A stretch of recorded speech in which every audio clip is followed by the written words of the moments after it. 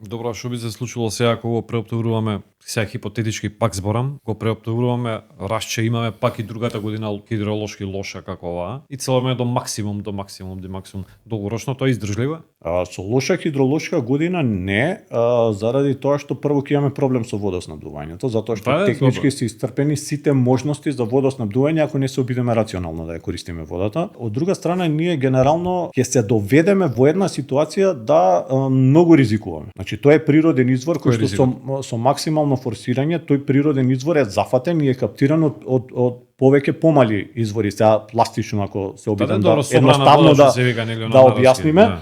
Меѓутоа со максимално форсирање никој не може да знае дека под жеден нема да најде таа количина на вода одреден негде друг пат или негде да избие надвор од каптираниот простор. Тоа е таму Сакаш буквално да кажеш дека ако се преоптоварува и понатаму долгорочно, може едноставно волава ќе си најде некој полесен пат и те да, или постојано ќе се намалува, и Скопје ќе остане без вода. Да, ќе се намалува издашноста и реално тоа ќе биде генерално голем проблем.